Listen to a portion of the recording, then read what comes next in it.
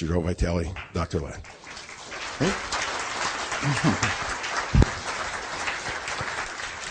Thank you.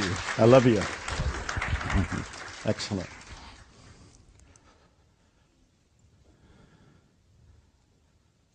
Good morning. I met almost everybody last night, and you all seem to be incredibly excited. I want to know why. What do you think you're going to get? Really, anybody? What do you think you're going to get? What are you excited about? Something that's going to change your life. More clearing. Somebody else. What are you doing here then? We got it already, she said. What are we doing here then? We're sharing the love and the energy. We're networking with the big guy. But she pointed upstairs. She says, we're networking with the big guy. That's excellent. That's excellent. I'll tell you what I think's going on. First of all, I got no agenda. He has no agenda. I have no notes. He has no notes. We have no outline. We have no PowerPoint. He has no outline. He has no PowerPoint. I think that we want to go here. And this, to me, I end up calling the whiteboard.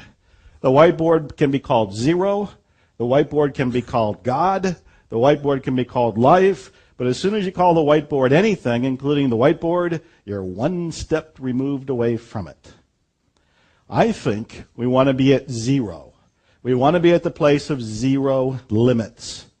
And anything we say about what we'd like to get out of it, anything we say about what we would like to do, anything we say about what this is, anything we say about the beliefs and limitations is all our garbage that we've written on the whiteboard. Now, Mark gave you this wonderful introduction, and it is true. He told me that wild story about this therapist that worked for the mental hospital for the criminally insane, who somehow did not work one-on-one with people. He saw them in the halls, but somehow managed to heal them. I found that man. I interviewed him on the phone at first, and he told me his name, Dr. E. Haleakala Hu Lin. And he said, call me E for short. I said, thank you. I needed that break. So I talked to E and I asked him, is it true that you worked at the mental hospital? Yes. Is it true that you didn't see patients? He said, not professionally. I saw them in the hall. Is it true you helped heal them? He said, yes. And I said, what did you do? I was profoundly curious. He said, all I did was clear and clean myself. What does that mean? I clear and clean myself and mentally ill criminals get better? It did not compute. So he said, my whole job here, and he meant my whole job on earth, but he was also talking my whole job there at the hospital is to clean. Explain that to me. He was very patient. He took 45 minutes with me. He did not know me. He had no idea who I was. He never knew that we would ever meet. He never knew that there would ever be a book. He had no idea we'd ever do seminars together. He was just being open-hearted with me. The divine said, answer the phone. I called. He answered the phone. He answered my questions. What he explained is he would look at patients' charts. Can I pick this up for a second? You can imagine that this is a medical chart. And so he would look at the patient's chart. And he would see that they were a murderer, they were a rapist, they had done something pretty dastardly, they were mentally ill criminals who had been confined in a mental hospital, an institution. And as he looked at it, he noticed what he felt within himself, which could have been anger, which could have been resentment, which could have been rage, which could have been bitterness, any number of things. Whatever he felt in himself is what he tried to erase. This is what he meant by clearing. He wasn't trying to clear you. He wasn't trying to clear the patient. He was trying to clear what he noticed within himself that participated in the creation of the patient. I didn't understand. I didn't get it. And I said, okay, how did you co-create them? How did you participate in the creation of a mentally ill criminal who you didn't know anything about and knew no history of, that you didn't know anything about until they got to the hospital? And then he said the most mind-stretching thing that still boggles my mind. And when we talk about complete responsibility, this has taken it to a level that nobody outside of this room, unless they've read Zero Limits or done a workshop with him, have ever considered. And that's the idea that most of you have heard, that you create your own reality. I see some heads nodding. In Dr. Len's world, and it's actually Dr. Hulen. I've shortened it from E to Dr. Len, but it's actually Dr. Hulen, if you want to say his name correctly. In Dr. Hulen's world, he says, if you create your own reality and somebody shows up in your reality that happens to be a mentally ill criminal, you created them too. You create your own reality. They're in your reality. This is 100% responsibility to a degree that almost nobody hears about, let alone entertains or tries to live. So I did find him. I did do that interview with him. I did do a seminar. In fact, Mark Ryan and I did the seminar, the first one, together. And I did several seminars with him. I also brought him to Austin, where Suzanne and I had set up this dinner party. We thought 5 people might show up. We had like 75 people who showed up. They were just drawn to this whole idea. And then, of course, we did a preliminary zero limit seminar about a year ago in Austin. Didn't advertise it. I just wanted to see if Dr. Hulen and I danced well together. And we danced remarkably well together, letting the divine play the music. So he has agreed to come and do another workshop for today and tomorrow. When I say workshop, that's not making any sense to me. It needs to be called something else. It's not really a workshop. It's not really a play shop. It's not really a seminar. It's some sort of experiential, some sort of splash of the divine. And it is all driven by inspiration. As you'll be learning that you have a choice. Your choice is to come from inspiration or to come from memory in each moment. And virtually all of us are coming from memory. We're coming from something we've done before. We're coming from past programming. That's what we want to clean. That's what we want to erase. And as you erase that, you start coming from inspiration. And where does inspiration come from? The whiteboard or the blackboard. It comes from here. It's inspired. It just kind of bubbles up. And throughout the weekend, if it occurs to me, I'll tell you various stories about how that's bubbled up for me, how inspiration has just kind of showed up. And I say when inspiration shows up, your part of the deal is to take action. And then if you're actually clear, you'll automatically take action. That if you get an inspiration and you don't take action, it's because there's some sort of memory there that's causing you to not move forward. So hopefully you're all delightfully confused. And that's a wonderful place to be. Confusion is that wonderful state before clarity. So it is a great pleasure, a great honor to bring up here somebody who has deeply influenced my life, somebody who is a co-author for one of the most important books I've written, Zero Limits, the man of the moment, Dr. Hulen. Is your mic on? I'm going to make sure you're on. Say something.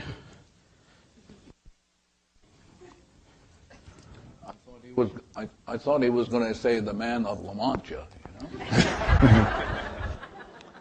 know? I'm going to open with a greeting in Hawaiian, and the purpose is to, if you brought in any garbage into the room, we want to take that back to zero. Yeah. Pua maya mai kapo iloko, ka ma lama lama, wao no ka ha, ka mali ola, wao no ka poho, ke ka ele mamaho a ino ke au pao, ka I ke kino ihu na me au pao, ka iau I ku u pi o na nui nui, mavaho a ino kai au pao, ka ho o mau mau o mananao, a me na me au pao, wao no ka ho, a me ka ha, he huna kamakani, nahi nahi, ka hua huna, o kumalipo, o bao no ki I. I am the I. I come forth from the void into light. I am the breath that nurtures life. I am that emptiness, that hollowness beyond all consciousness, the I, the id, the all. I draw my bow of rainbows across the waters, the continuum of minds with matters. I am the incoming and the outgoing of breath, the invisible, untouchable breeze, the undefinable atom of creation. I am the I. I was in North Carolina doing a class, and somebody sent me or gave me there, if I can find it. Somebody sent me a cartoon, and I think it's important to share it with you, just to make sure we're getting clear as to what I'm talking about. So the cartoon is called Cornered, and it's in a bookstore. It could be in Borders or doesn't matter. So there's a sign that says self-help, and there's only one fellow under there. And then there's another sign that says fixing others. Yeah. So most of us spend most of our lives fixing others. And if you really pay attention, you will notice it never works. Now, if you're a physician, you think it works, it never works. For example, in this great country of ours, by the time a cardiologist is 60 years old, he has a higher incidence of heart problems than the general population. So some of you who, Joe said I could say anything, so I'm going to say it. So some of you who are, quote, healers, I'm going to talk to you today particularly, because it's important for you to know what's going on in you. So I'm going to pose 5 questions today. I'm going to kind of address myself to it, and maybe I won't, maybe it'll show up, who knows, yeah. So the first question I'm going to address myself to is a question that probably not too many people walking the earth can answer clearly. Clearly. And the question is, who am I? Who am I? As you know, the great philosopher Socrates says, know thyself. And most people have no idea who they are. And I suspect some of you don't either. So I'm going to go over this today or tomorrow, and Joe will give you some stories, and maybe some of you will have some stories. But who am I? And as Shakespeare said, to thine own self be true. But most of us are not. Moment by moment, we're somewhere else, and we're not ourselves. So it's going to be very important to at least kind of address ourselves to this. And then the other question I'm going to ask is, what is a problem?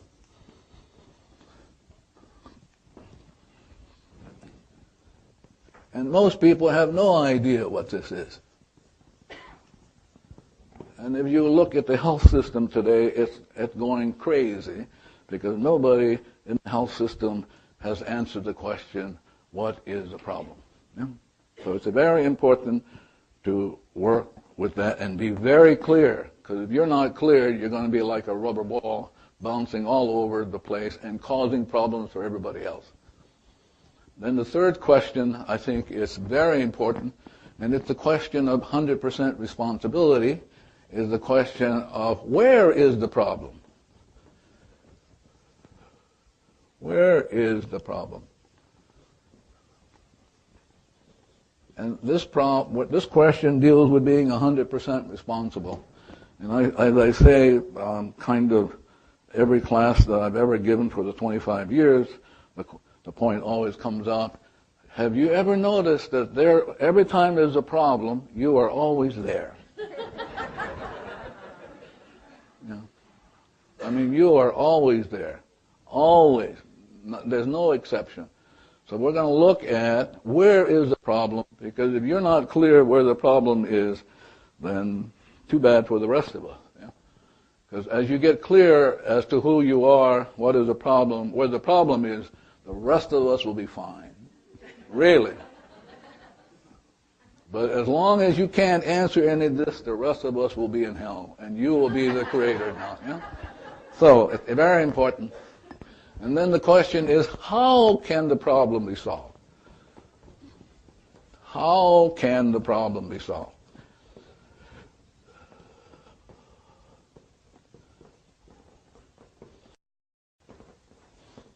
But how can we solve a problem when we don't even know what the problem is? How can we solve a problem when we don't even know where it is? Truly, we have no idea. So I'm going to deal with this, and it's This 3 and 4 deal with being 100% responsible. It's very, very, very important to be 100% responsible. And then the 5th question, which I've just thrown in since Japan. I came back from Japan, did a class there last weekend. The question is what is the purpose of existence?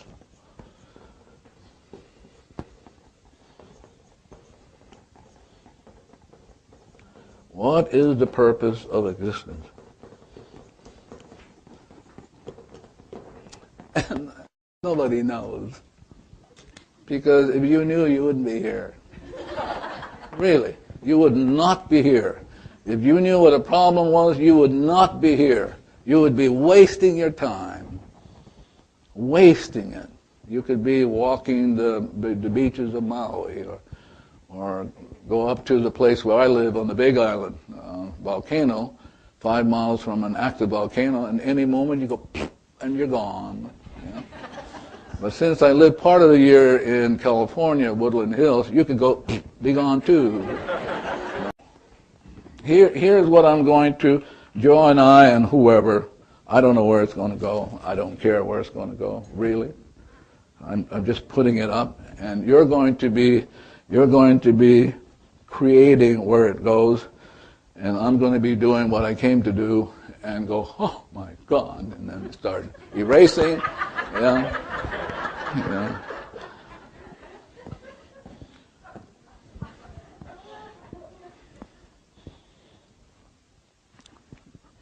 So, let's see, where do we begin? That's a very important question. Where do we begin?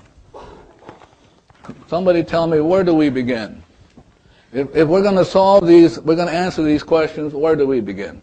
And be clear. Again, he says he's giving permission to be profane. So most of what you're going to say today is bullshit stuff. I mean, you are. Yeah, I've heard it before. It's going to be sheer bullshit. So I'm getting ready, and here's what I'm getting ready with. Maybe Joe wants to say something. No, I just have a mic to hand to whoever wants to say something. Right there.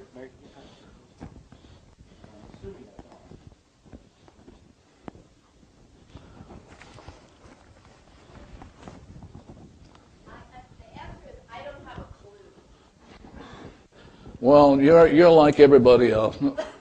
Only what happens if you're in California and in Los Angeles, they talk a very good story. Yeah. Whatever reason, the Los Angeles folks around Los Angeles, they always say, I know, and you know it's bullshit stuff. I mean, it is. It's all bullshit. So maybe somebody would like to contribute to the bullshit, you know? So I have here what is called an eraser. So as you're talking, I'm watching the room, watching the cosmos, watching the plant, watching all this, and it's only an opportunity for me to erase. So fire away. And you have to, for me, you have to speak very slowly, and I would ask you to stand up so I know where the trash is coming from. From this corner. Now, we're going to make the point now. So listen, he is not talking. I want you to be clear about that. When he speaks, he is not speaking. It's data speaking in his soul. So he's not speaking, because if he was at 0, he would have nothing to say. So I'm going to make this point over and over again, that you were created in the exact likeness of the divine, pure and perfect. Pure. So who you are is a divine being that's perfect already. But you happen to talk trash. Yeah? So let's listen to a divine being talk trash. Yes, sir. So once I heard that there are no problems. I'm sorry? Once I heard that there are no problems, but only situations. What does that mean? It means that it becomes a problem because of our understanding it as a problem. No, it becomes a problem because it's data. See, now if, for example, you were at 0, you'd be fine. But as soon as you start talking, you're talking, as Dr. Vitaly is saying, you're talking this. But here's who you are. But when you talk trash, this echoes the trash. But if you were already perfect, you wouldn't say anything. 0. So what you're saying is nonsense. So I'm going to hit like that because I want to make sure you don't get away with bullshit. Any more questions?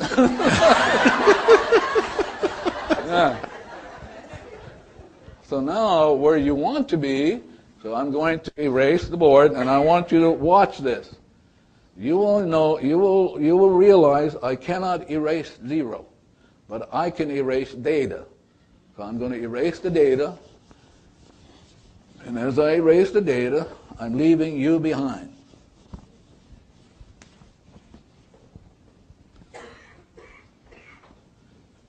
This is you.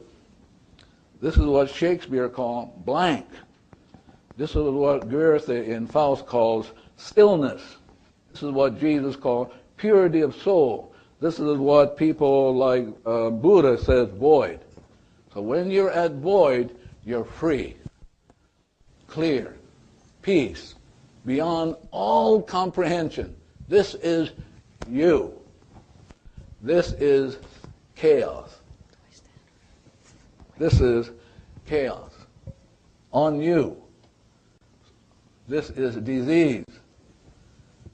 This is problem. And this is what Buddha calls suffering.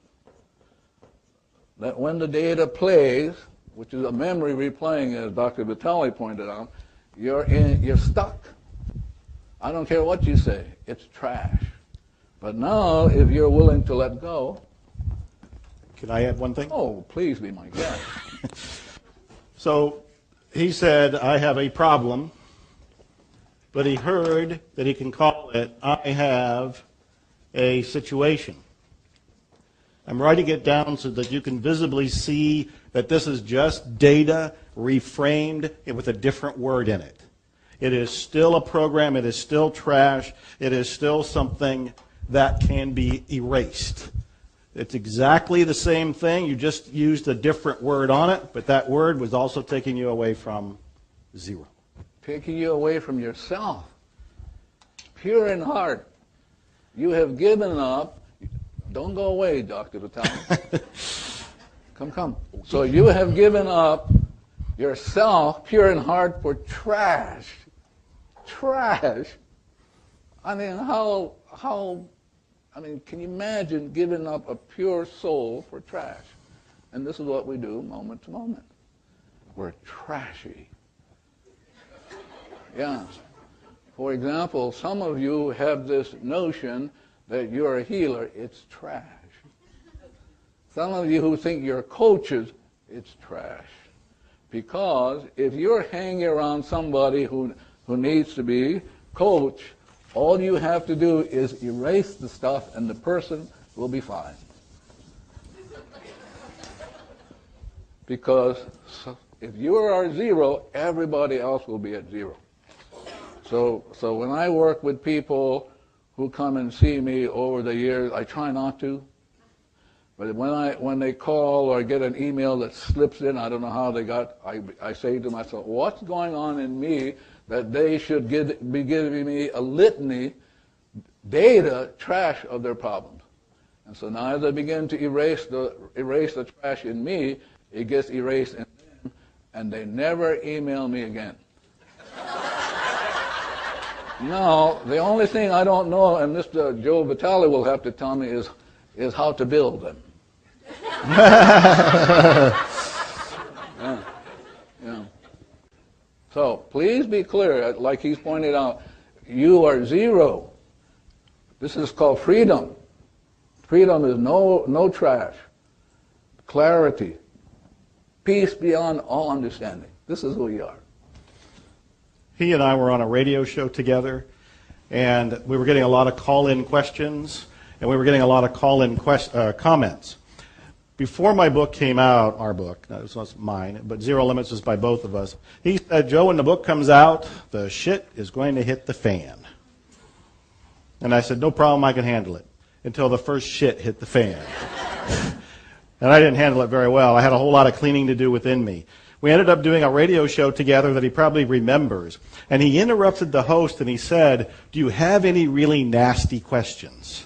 We were having all kinds of sweet kind of questions. And I said to him, let's go after a nasty one, you know? And so the announcer said, somebody by the name of Chris has this really strong question. And I was bracing myself to hear it. It's like, I wasn't inviting this. I don't want to hear this. I'm doing just fine in my little bubble. So don't bring it in. He was inviting it. Why was he inviting it? First, opportunity for clearing. But he said something that was a real eye-opener for me. He said that the person asking the question isn't asking the question. It is a data, it is a program, it is a belief, whatever you want to call that, was being spoken through the person. This is why therapy never works. Because, as he's pointing out, when somebody says something to you, it's not about that. But we who have been trained, including parents, we keep thinking that's what they're saying. But you never hear what they say because you're always reacting. You're only hearing your reaction to what they're saying. Yeah. Just having that awareness that the person asking the question wasn't trying to dagger me on purpose. What they were really doing was expressing what I sometimes called a virus of the mind, that they had actually just picked up a virus and that they were expressing it, much like somebody picks up a cold, that they weren't doing it intentionally, that they had no responsibility for it because they were unaware of it, but because it was coming through that, instead of seeing a person named Chris in this case who was asking a question, I now heard that data came through a person named Chris, and what I wanted to clean was the data. And I was recognizing the data because the data was in me. Take it slowly now. Let's go through that one more time, because some of the people are going, eh? One more time. What I'm looking for when anybody comes to me and they say something nice about that book or any of my work, or they say something negative, perceived as negative about that book or any other work, is I'm now looking at it's not the person telling me it, it's not you expressing it, that you actually have picked up a cold, a virus, a program. And these programs are in us, they're in the universe. This is one thing that he's depressed me with. He says there is an unimaginably huge amount of cleaning to do that we will actually never ever get it done in this lifetime. And I was really looking for the easy button, push it, and everybody's cleaned, especially me first. But the point is that whatever I'm noticing in somebody else, I'm only noticing it in somebody else because it's in me. And so instead of trying to clean the other person, which isn't going to work because the thing is in me, I've noticed it. I have to clean within me. And I'm at the point that I'm doing it non-stop to the best of my ability. And I'll tell you how I do it once we get through this. But I wanted to go and reiterate it. So, anybody unclear about what he said? Because if you give me a chance to say I can erase it because it's trash. So anything that comes up in your mind, including a question, can be erased. Because once you leave this room, you're going to have questions that can be erased. If you don't get to erasing them, you're going to be stuck in the data. It's going to kill you. Example: there was a woman in Fort Collins. There was a woman in Fort Collins raised her hand, and she said to me, Dr. Hughlin, I did the cleaning, but I had a flat tire. And I go, what's the big deal? And as I was watching, here's what I was watching. My mind cleaning, because she wasn't saying what she was saying. I was watching. I did my cleaning. As I was watching the cleaning, here's what I heard. So when you clean, here's what you're going to hear. It's called inspiration. You got to be at zero. You got to give it up, the trash. So now here's this is called inspiration. It's called inspire, what the Hawaiians call ha. The ha is equivalent to inspire. And if you take this word and you attach it to the word alo, Ha.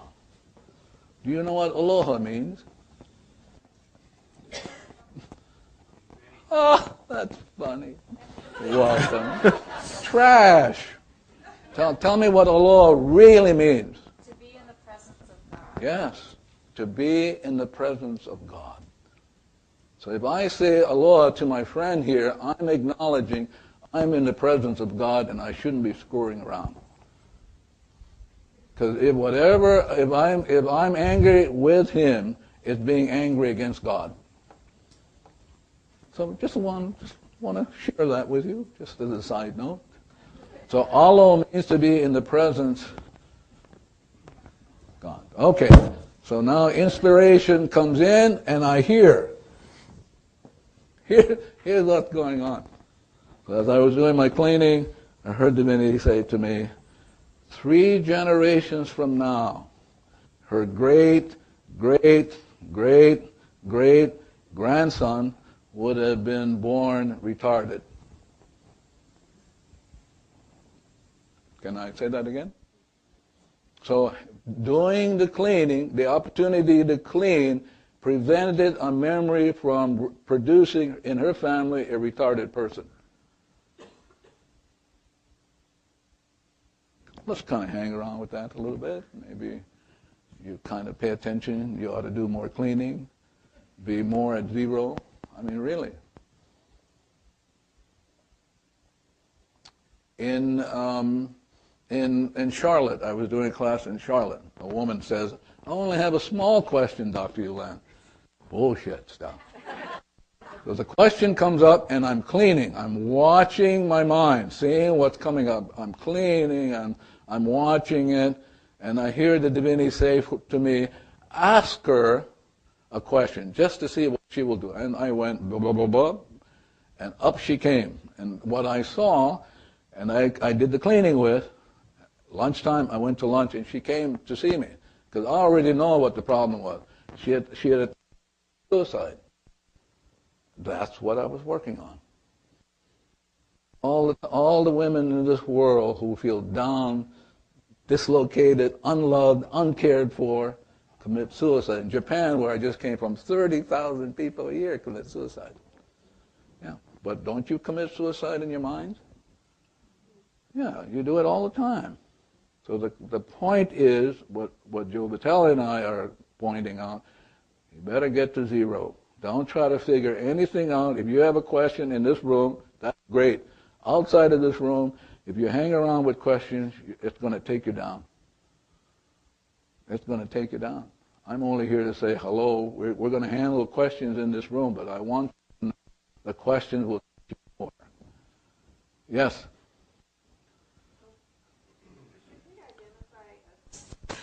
I've heard some people just say... You can stand up so I can see you, please. I've heard some people just repeat, I'm sorry. No, you didn't hear that. You heard yourself hearing them repeat. Well, I read it in an email. No, you didn't read it in an email. You read your reaction to it. That's why I'm saying you can be cleaning with this stuff instead of hanging around with it. When you say, Joe Vitaly said, you didn't say that. It's your thoughts are saying that's what Joe Vitaly said. You never heard it straight. You'll never hear it straight. The data will never give you the answer. Never, never, never. My question was, it didn't seem to be addressing anything in particular, and I'm wondering if the cleaning should have a subject. Why is that? Huh? Why is that? I don't know. I'm asking. I don't know either.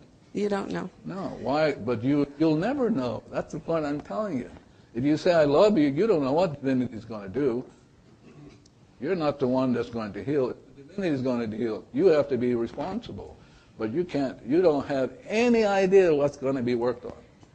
So if I just went around saying... No, you got to be careful about saying that sort of stuff.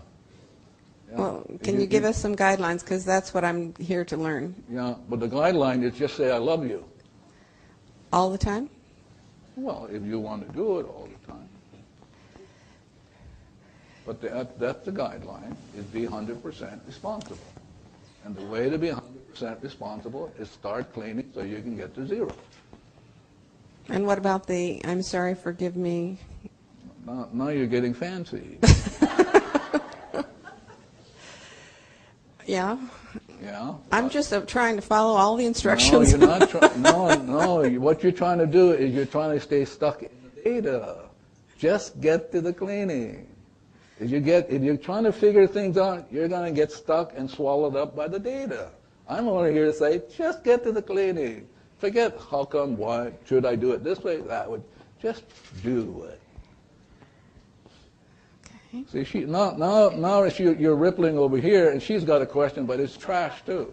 Okay. Because if you and I were at zero, you wouldn't be asking all this. Now I'm saying to these people who are watching you, they think it's you and me, but it's the trash in them. Yeah, I know it's a very different way. So just get to the cleaning. That's the story. Forget about trying to figure out what's going on. The intellect will not have. Listen, watch this. I just want to make a point over here because it's very important for you to know. So let it be the conscious mind. Let this be the subconscious. For every one byte of information that this is aware of, 1 million it's not aware of. So at any given second, it's 15 bytes per second conscious, so it's 15 million. 15 million you're not aware of. Huh? Yeah, and you're saying, I know? You're saying, what, I'm going to clean a specific thing? No, just say, I love you, thank you. Forget about trying to get it. Look at this intellect part of you, trying to figure everything out. Look at this stuff. When there's a tumultuous kind of activity going below your consciousness. So the story is, I'm only here to I guess, promote it. Just clean. Give up trying to. Yeah. Now she's going to be talking. She's going to be talking. You have an opportunity to clean now because it's trash. I thank you for that. Yeah, well, it is trash. I'm going to tell her it's trash. I know it's because trash. If she was at zero, he told me it's okay to be really pointed. So if you're at zero, you wouldn't be clean. You wouldn't be speaking. And if she has a question, she could have cleaned it, and she wouldn't have it. But now we're going to have to put up with it because she's giving you a chance to clean. You understand this? She's giving every one of you a chance to clean. But you're just sitting there because you think it's her problem. Yeah. So let's hear what the trash is.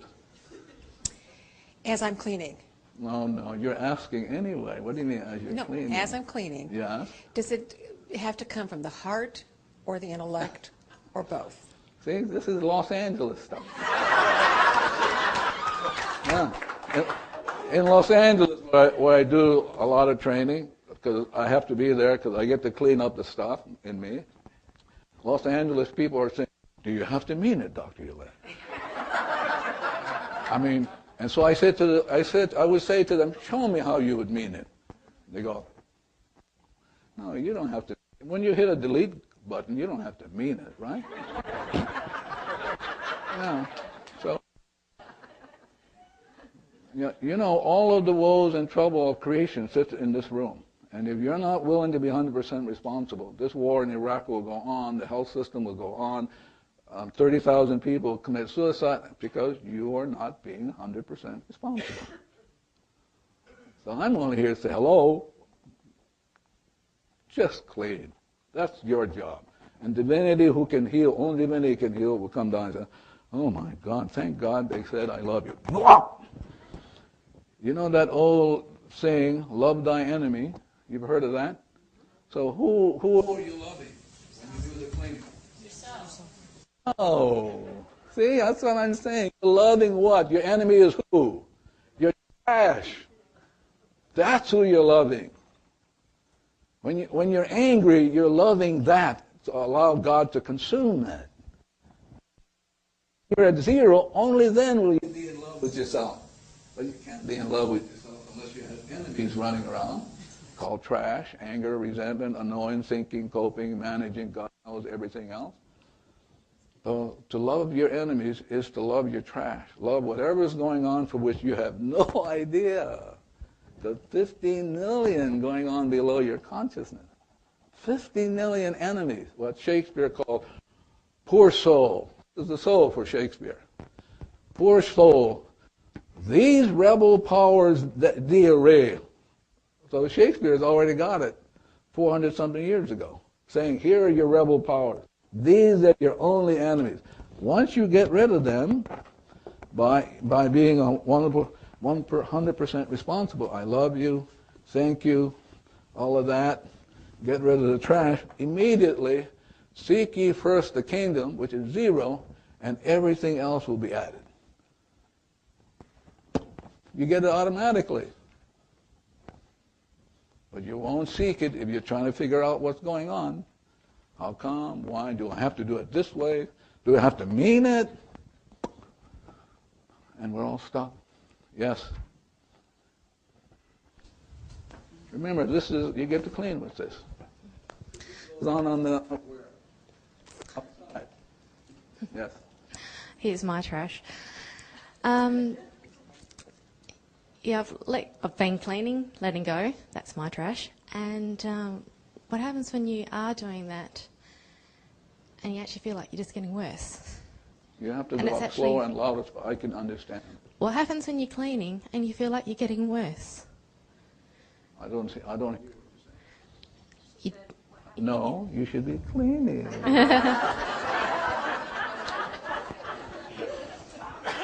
I mean, you should be cleaning. Blessed are the pure in heart, for they shall see God. But you can't be pure in heart. You've got trash running around. So let me hear it one more time as I clean. So be very specific. Give me for an example. Okay. I started clearing. Well, I have been clearing. Yes. But I also find it harder to get out of bed and deal with the pain and the tiredness all the time. And then it gets to a stage where I can't clear anymore. And I found it very difficult to get here and keep going. Yeah, so I'm going to show you how to do it today. You can do it automatically without being conscious of it. I'm going to show you how to do that, but I have to get through the trash. Yes? Yes. What do you think about if you're not thinking about anything? It's bullshit what you're thinking about. It's bullshit. You're not at 0. I'm trying to get you back to 0. Well, but you're giving me bullshit stuff. Yes, probably. Yeah, not probably, you are. Yeah. So I'm saying to you that if that guy was cleaning, you wouldn't have asked that question. But see, he thinks it's you. I mean, really. Because you can only ask a question if he had it in him already. You guys need to know that.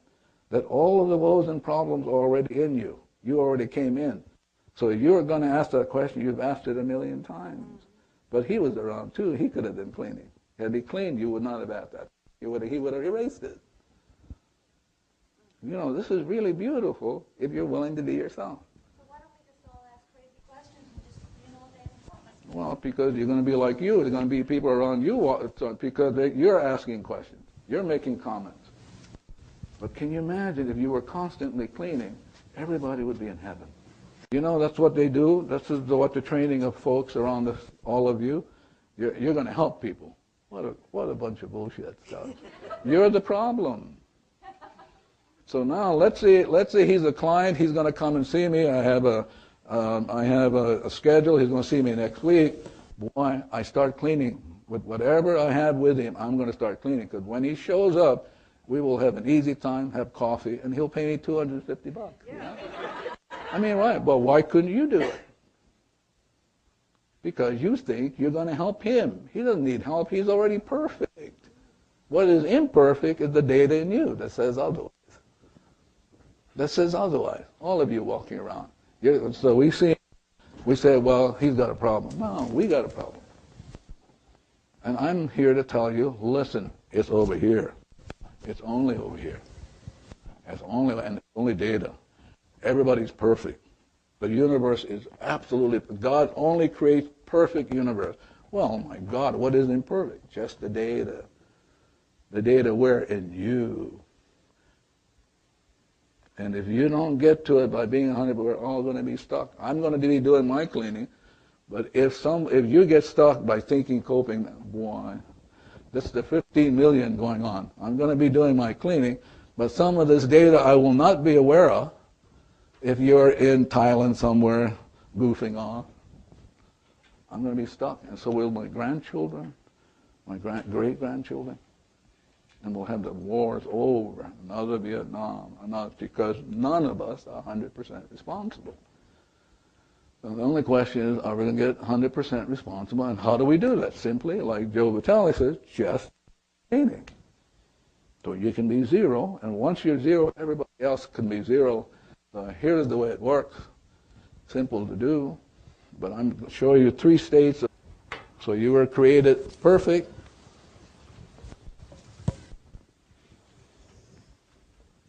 This is the zero state. This is cause. This is the effect. So as long as you're zero, there's nothing. As long as you're zero instantly, Jesus says, seek ye first the kingdom, then inspiration will show up. Well, inspiration does what? You have your talents. You're gracious, like Joe Vitaly. So you really become Hawaiian at heart. You become clear, gracious. You become what the Hawaiians call, e koma mai, my house is your house. Or you can hang around with trash. This is memory replaying, and what you end up with is suffering, as my friend Buddha says, or as you hang around with disease.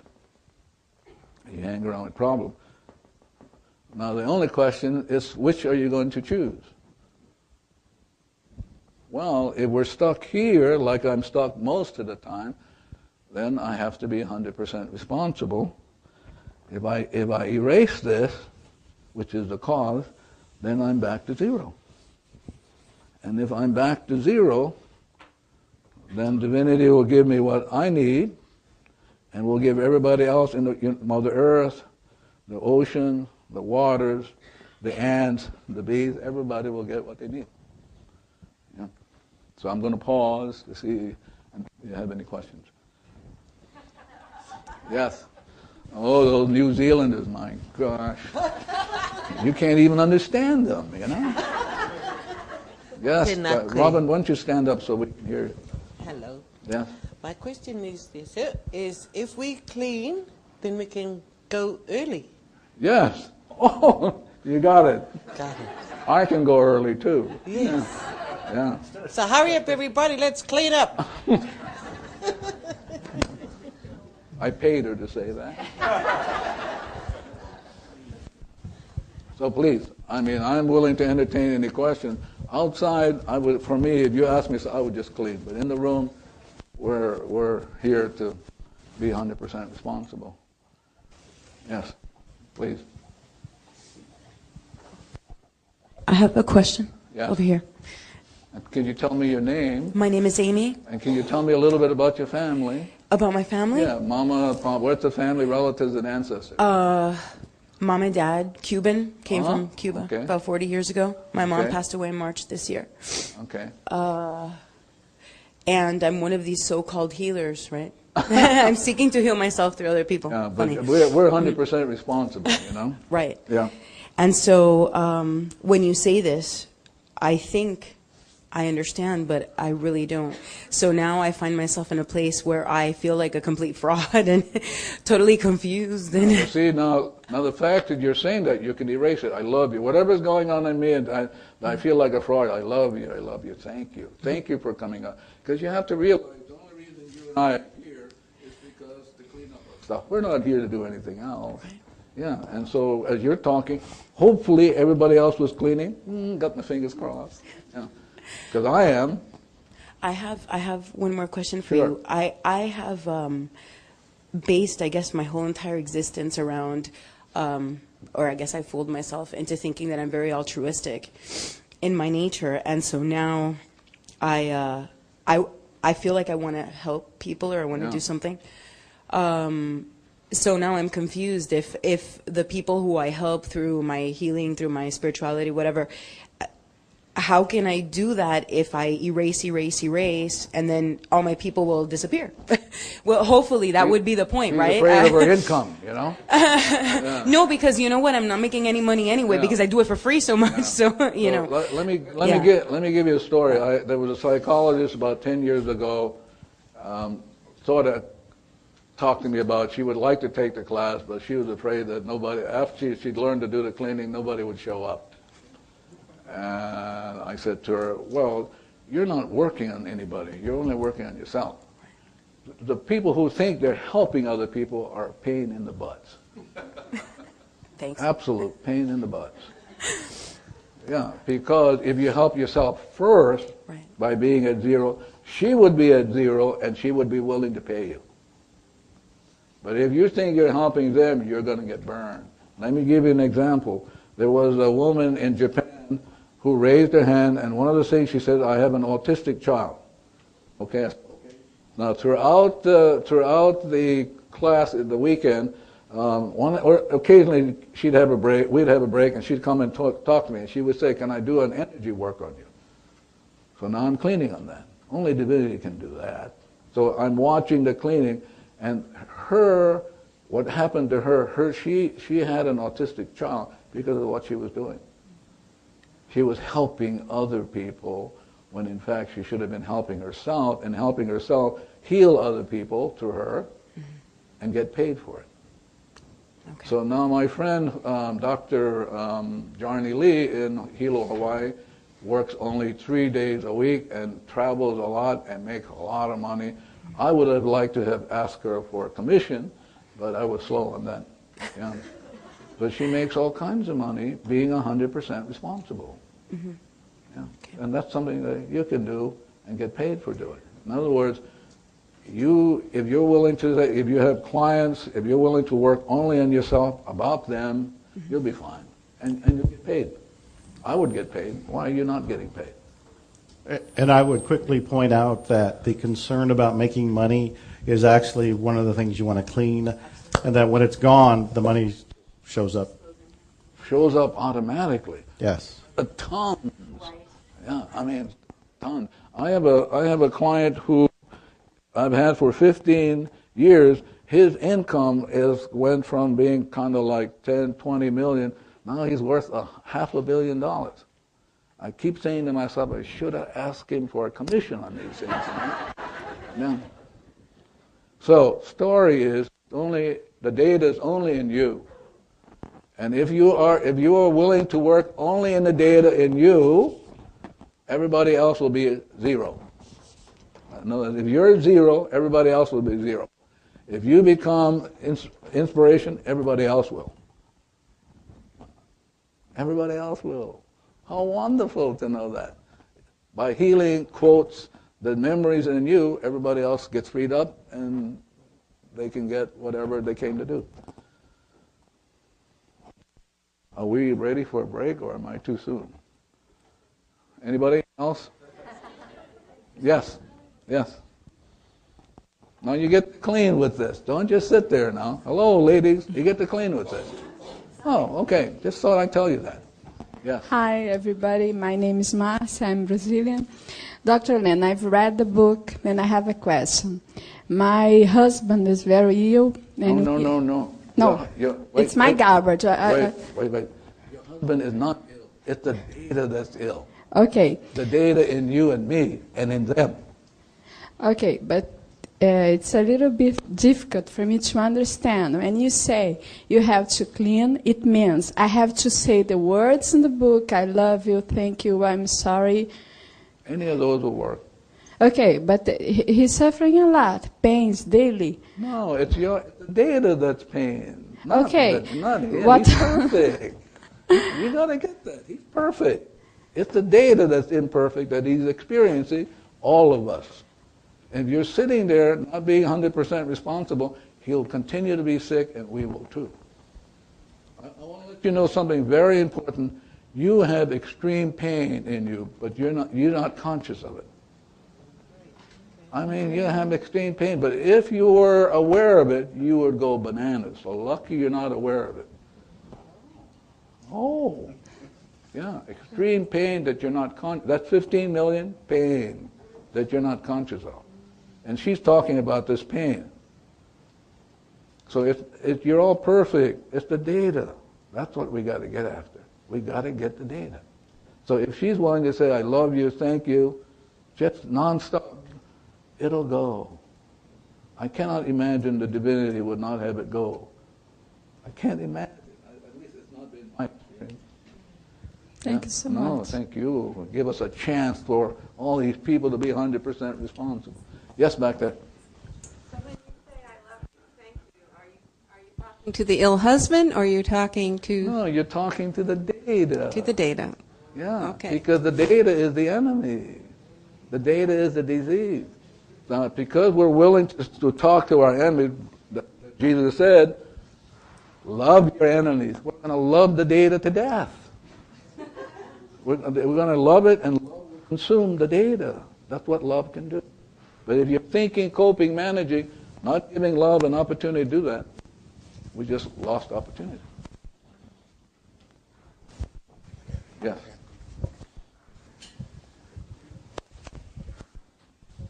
Now you can clean with this one, because this has to do with Alzheimer's. She may not know it, but behind it, I'm watching the Alzheimer's stuff come up. Now, any of you have anybody or know anybody with Alzheimer's? Yeah, see, you get a chance, because if you let it go, she's doing us a favor. Yes, ma'am. I'm interested in this concept of mindfulness. Study it to some degree. And now I come here. This resonates with this concept of mindfulness. This is possibly too academic, but do you have a response on that? Zero.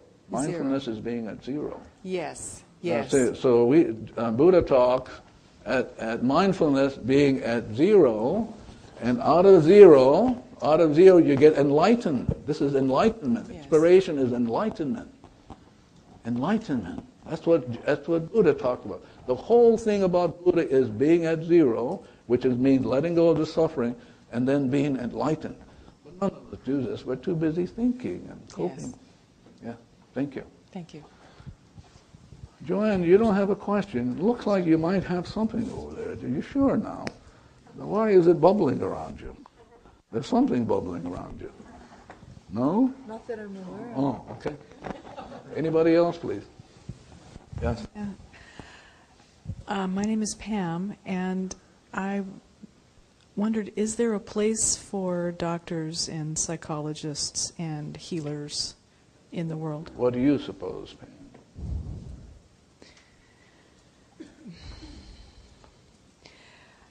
What would you do if you had a toothache?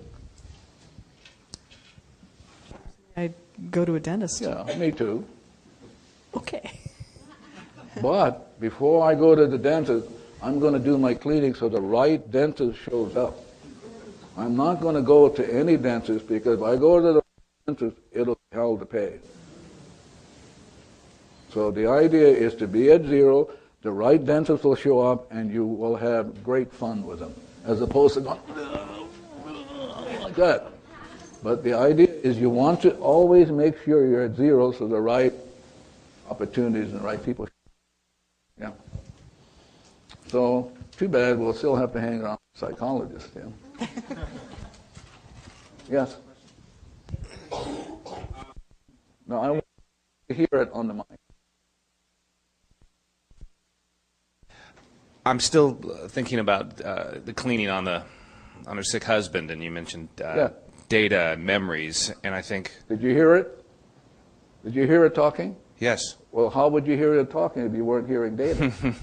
Whose data? Is it yours? Is it my data? Of when course. I'm cleaning, am I cleaning just my data, my memories? Well, is it universal memories and data of everyone here? Why would you be interested if you're cleaning your stuff? And if you're free, I mean, why would you be interested if anybody else is free? If you're free, Tom, if you're absolutely free, why would you be concerned? Because when you look around, everybody else will be free. But it's because you aren't free, nobody else can be free. It's all my problem. Oh, that's what I'm here to say that. Just data. Just data. So when you hear her, you don't hear her. You hear your data of her. This is your reacting.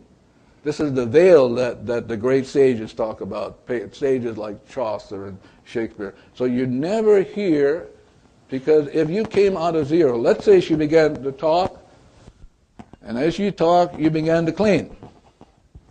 So let's say you talk, she's talking, and I begin my cleaning. Cleaning, just cleaning up my stuff. That's all I'm here to do. Okay, now inspiration comes up, and I will see as God sees. I will hear as God hears. I will act as God acts, because I'm moved by inspiration. But I can't be moved, I'm into bullshit. Really. Most of the time, we're just stuck in the data. So now you get a choice. You get to see as God sees, or you get to see as trash. So when she's talking, I'm cleaning already, because she's giving me a chance. That's why I'm here. I'm here going, I'm going to hear stuff I should be cleaning on. But I've been working on you folks for the last, how many weeks, Joe? Yeah. So Joe has been sending me the list. I've been working on it. So in case I bang you a couple times, you won't get angry. Yeah. Yeah. So she is doing us a favor that you and I didn't know we had this stuff in us. She speaks, wow, I get to clean. I get to be back to zero. She goes back to zero. Her husband will go back to zero. And divinity will give to him what's perfect and right for him, only because you and I were willing to be 100% responsible. Yeah. That's how great you can be, or just be a pain in the butt, Tom. Yeah. Do we get a break? One more question, maybe. And then take a quick Can you break. ask Joe Vitaly one more question? Yeah. Oh, all right. Make it an easy one, like what time is lunch or something like that. There's so much of that in the subconscious. How do you know, or do you ever get to zero? See, but you'll never get it because you're thinking now. You're trying to figure it all out, as opposed to just get to the cleaning. And if you did your cleaning, I can't imagine that divinity would not provide the right dentist. Okay. I can't imagine, if you were God and I did my cleaning, you would provide the right dentist. But we're always in, how do you know? How come? I mean, that was a great answer. Yeah. But can you tell us how you wrote the book? I wrote it by being inspired. I wrote the book by not writing the book. Now, I've written a lot of books. Most of you know things like The Attractor Factor and some of my marketing-oriented books. But when it came time to write Zero Limits, and of course I was excited about it. I couldn't wait to write the book. I really felt like the hand of God directed my writing. It was one of the easiest writing experiences ever. It flowed. Every now and then I would pause and ask myself, what do you want me to say next? Well, what was I talking to? I was listening to inspiration coming through me. And I kept cleaning and cleaning, which is what I'm doing 24 hours a day, nonstop. And I'll tell you some stories about what's happened to me by continuously cleaning and allowing inspiration just to come through. And when inspiration comes through, I act. For the book, I just kept writing. I actually wrote it in a very quick time period. It seems like I wrote it in a couple weeks. And then I think we went to Poland. Well, I gave it to you to review. And by the time I came back, he had reviewed it. I went ahead and tweaked it a little bit, and the book was done.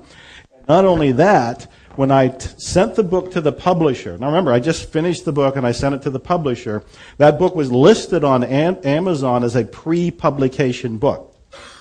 Because of the clearing, because of the energy that I was putting into this, because of an article that was an excerpt from the book, that book became an Amazon bestseller 6 months before it was published. Now, I tell you my part in it. So he sends it to me to look at.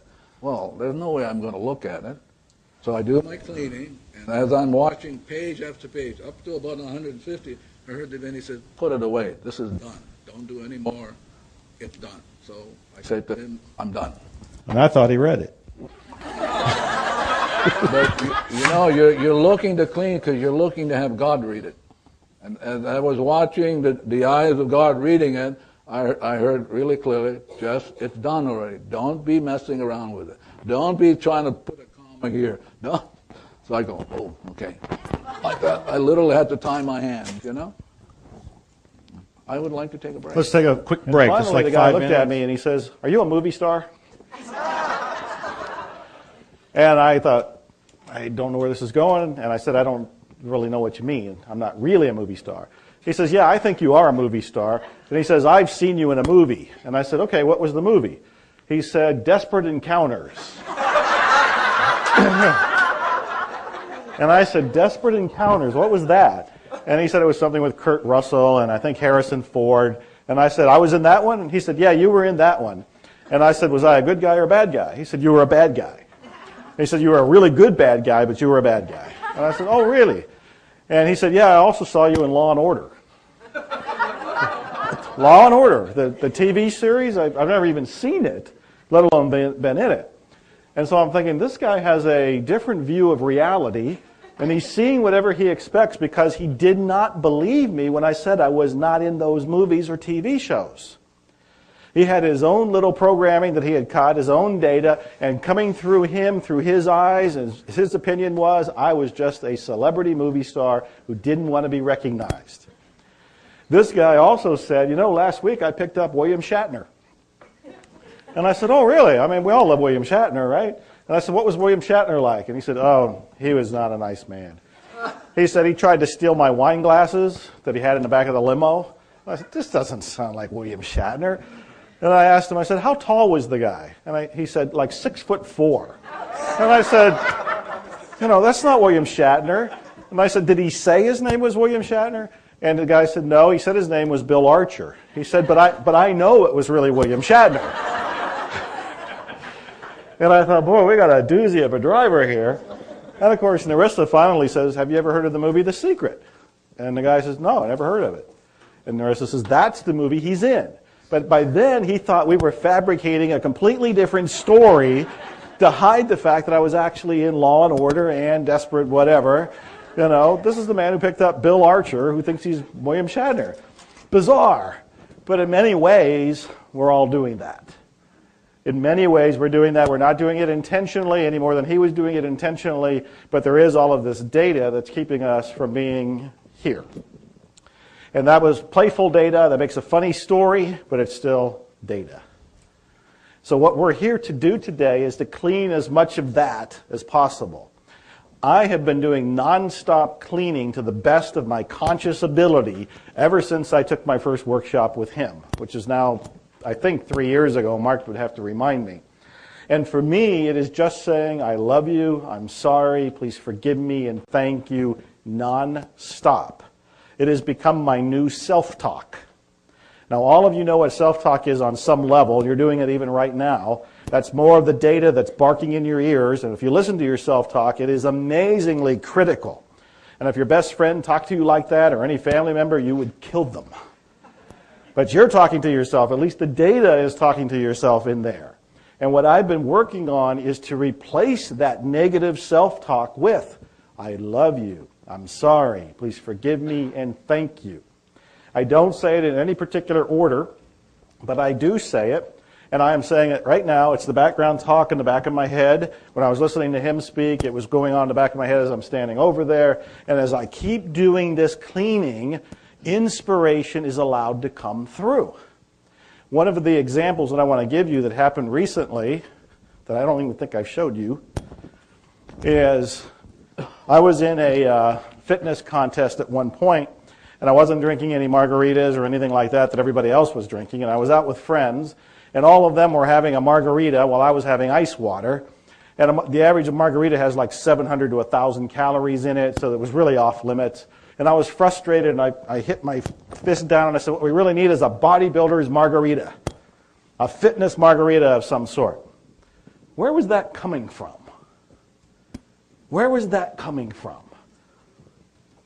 So that idea was coming to me, and when these ideas come, I think they come by grace. They come by a gift. They're coming, I think, from the zero, from the divine, from God. They're coming as a gift.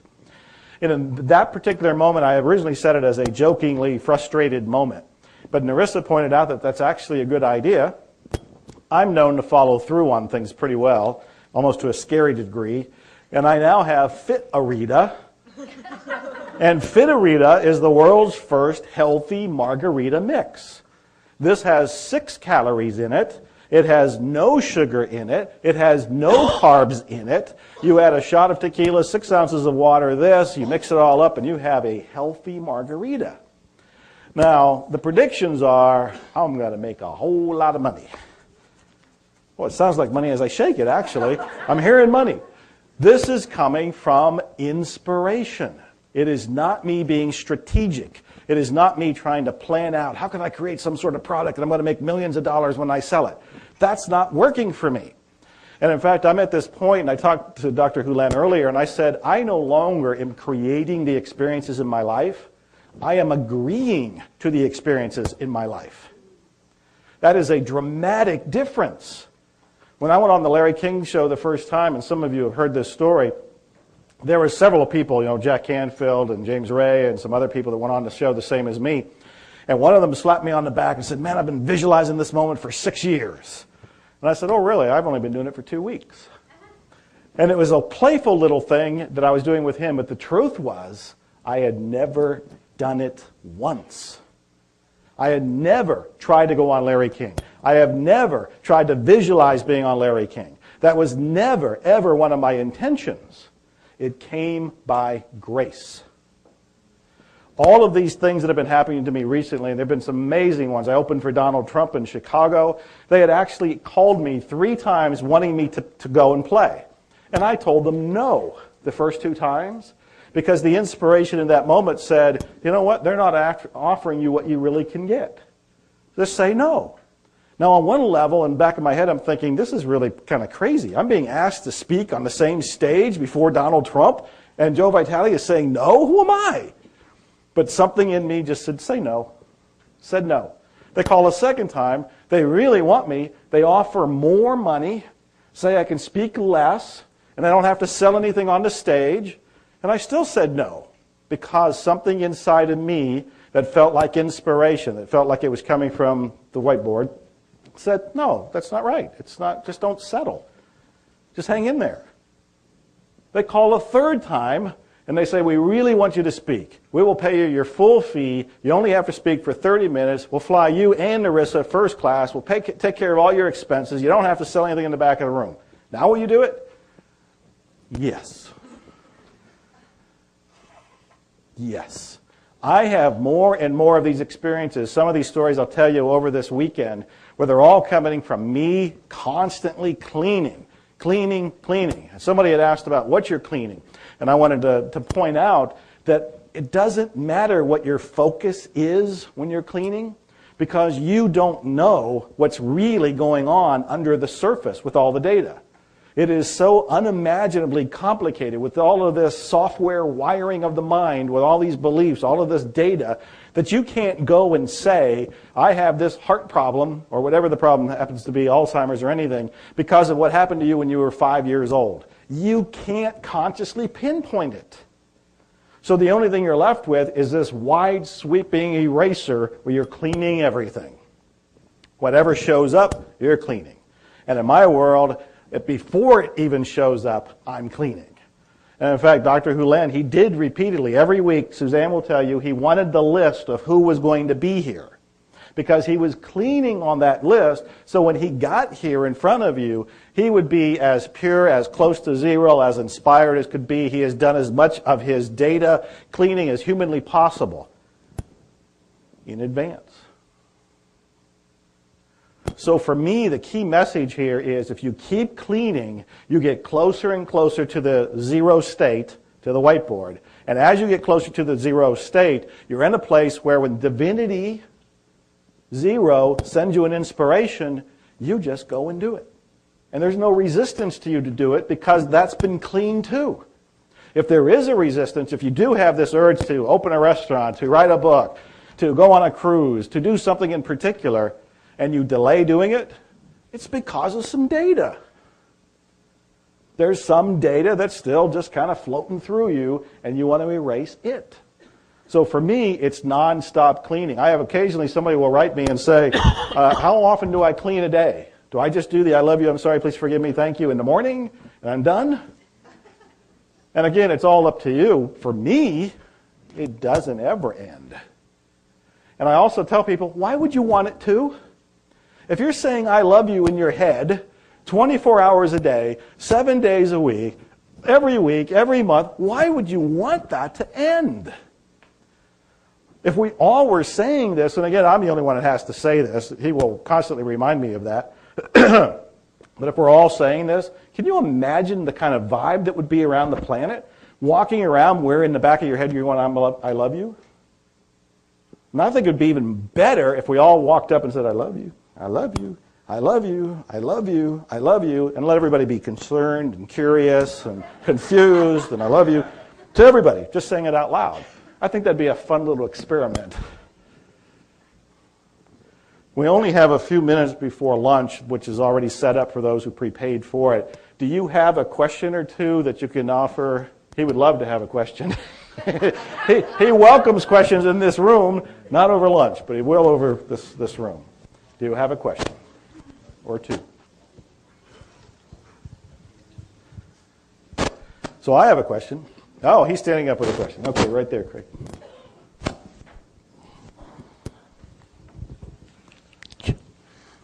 Why did it make me angry being in this room in the last session? One more time, so they can hear it and clean it. I'm Jim. Yes. And I wondered, why was my reaction to the last section anger? I have no idea, but I hope somebody's cleaning. We know it's got to be data, but what data? Who knows? And who cares? Oh. Yeah.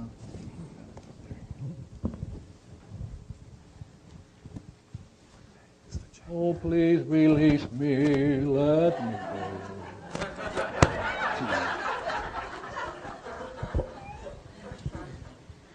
So a minute ago, Joe said, doesn't matter what the focus is as long as we're cleaning. Does there have to be a focus, or can we just be using it as a mantra?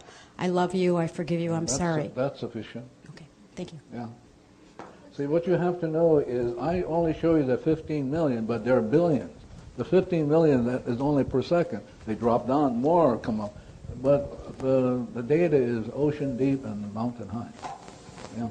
I have somebody took the class, and in Dublin, no. I don't know where it was, Cork. And they sent me a picture of a monkey. And here's a picture of the monkey going like this. And it said, Tim realized with some horror that cleaning his way back to zero might take longer than he thought.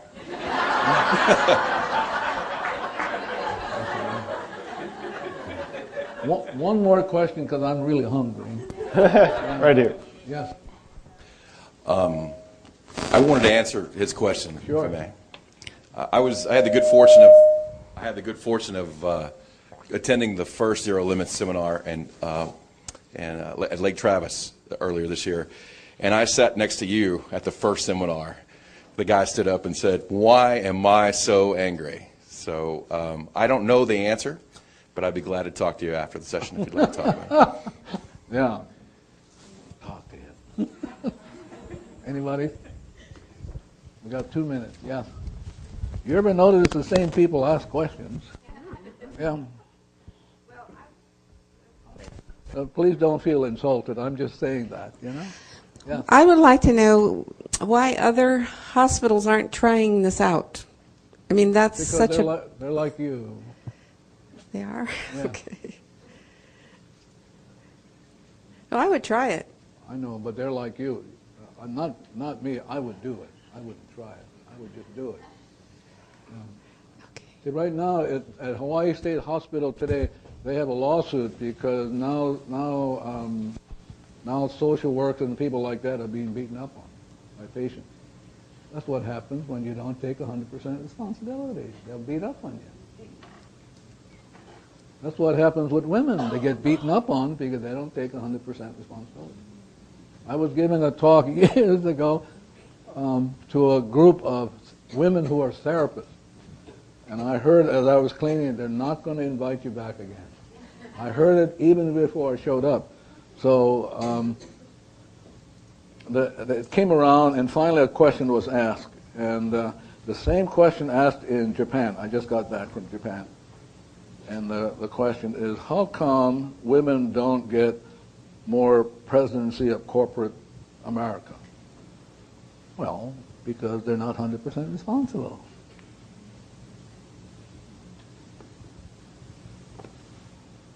That's the bottom line. But if they were willing to clean up that stuff, they would run the country. But they're too pissed off. Too pissed off. Yeah, they have activists or like that, but it doesn't clean up the act. Doesn't clean it up. I had a nurse at Hawaii State Hospital. She was always ticked off. I mean, she'd come to work and the whole ward would just go crazy with her on the ward. So I just noticed that, and I said, I just noticed that every time I'm president, everybody goes nuts.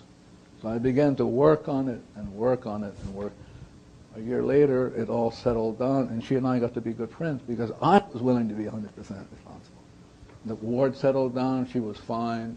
They promoted her to some training position, but see, somebody has to be responsible.